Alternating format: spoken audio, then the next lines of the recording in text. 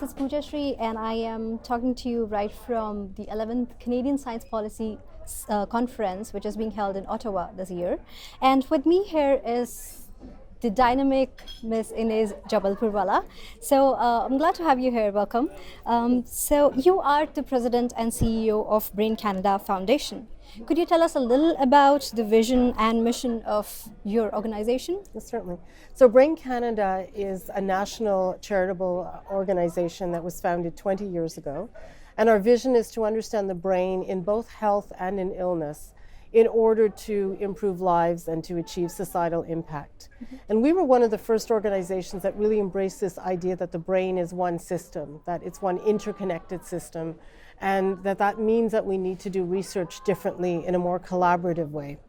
So we have been doing research that is connecting people, labs, and platforms across the country, as well as institutions, organizations, and sectors, in order to have a more networked, collaborative brain research community.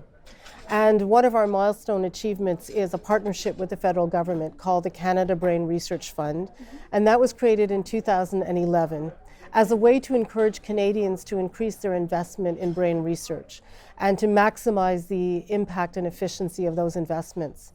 So $120 million was committed on a dollar-to-dollar matching basis from 2011 until 2019, and an additional $40 million was committed in the last federal budget in 2019.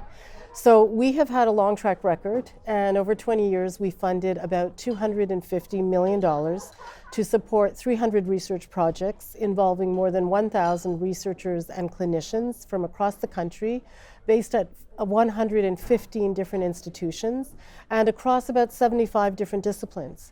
And I think what we're most proud of is that we're not just a funder of research, but we really had a leadership role in changing the way research is done, to be more interdisciplinary, to be more collaborative, to be more coordinated, and to be more networked.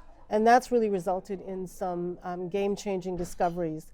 We've had about 1,053 publications that have been a direct result of research that we've funded, and they've been cited more than 14,500 times. So we really have had impact over the course of the organization's history. No, that's pretty impressive, and as a neuroscientist, I'm pretty excited to hear about it. So, as you mentioned, that your contributions have actually gain impact to in the Canadian science system. But what would be your future goals, or future mission going forward with this progress that you've already had? Yes. So clearly for us, when we started Brain Canada, it wasn't just about more money, it was about doing research differently. And we're starting to now really push in areas like open science, in a more one system approach of the whole human system.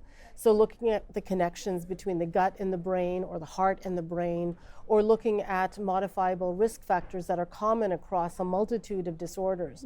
And that takes this idea of one system really to the point where we're starting to understand now the human, but also the impact of the environment and how the environment intersects with the human system. And it's pretty exciting because these are areas where we've had a lot of collaboration around brain, and now we're bringing together other collaborators who are working in other areas and other diseases and have different kinds of approaches to science, now starting to work together with some common purpose. Excellent. So you did mention about the open science, and that's the panel that you're going to be on today. Yes. So would you like to tell us a little about the panel, and what do you think is going to be the message out of the panel today? Yes. So I think as a funder that receives its funds from donors and partners and the federal government, we do have a responsibility to ensure that the knowledge and the data that we generate is used more broadly and that it reaches people more rapidly. And I think that's really a fundamental, and many of us in the science world that are funders are starting to push that message. But beyond that, open science is really creating efficiencies. So we're able to have data that can be used by many people, and that cuts down on the costs of generating new data and transferring that data and reusing that data. There's more research that comes out of the data that we have, and then there's greater collaboration across disciplines and across borders through this open science concept. We're able to improve the quality and the integrity of data because we have more of a wide view of this data. And so what happens is that there's scrutiny now, and so reproducibility is an area that we're able to address, whereas in the past, when one held on to one's data set and it was very difficult to get to that data, it was sometimes difficult to really know whether that science was based on the solid integrity of that information. So it is really going to help the whole system. And then of course there's broader economic benefits, because as we look at the whole system and as we can accelerate the pace of taking knowledge and then translating that into outputs and services and products, we're going to be able to reach people more rapidly. Wonderful, wonderful.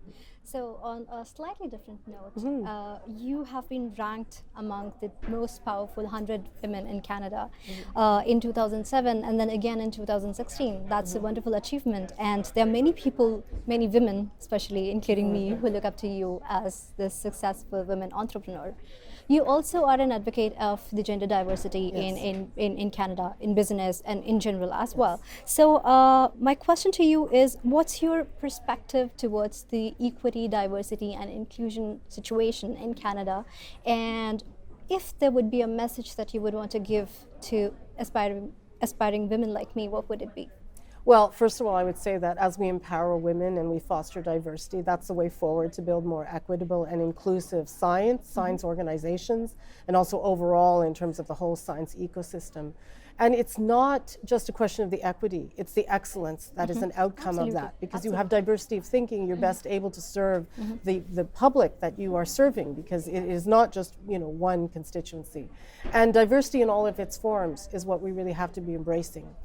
We have been looking at our own research model and how we can remedy what has historically been a concentration of male animal models and male subjects in research.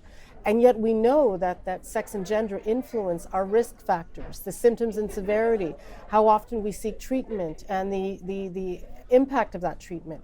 And yet we have really favored one segment of the population. So we're trying to change that. And now we require every researcher who applies for a grant through Brain Canada has to make the case for how they are including diverse populations in their study. And in terms of equity overall, in the last 3 competitions we ran in 2018, we had 49% were women applicants and 57% were successful. It's the first step. In my view, we've been working with the Institute of Gender and Health of the CHR to try to look at the whole review process and how do we remove any kind of bias, whether it's conscious or unconscious, in the system, so that we're absolutely certain that the bar is always about excellence, and that in fact everybody has an equal opportunity within that system to be able to excel in science. And I think that's what's important for women to really understand, that our contributions are valuable because we are really creating value in the space, and not because it's just the right thing to do that we have to be more inclusive and more diverse. Oh, wonderful, wonderful. Thanks. That's an excellent thought.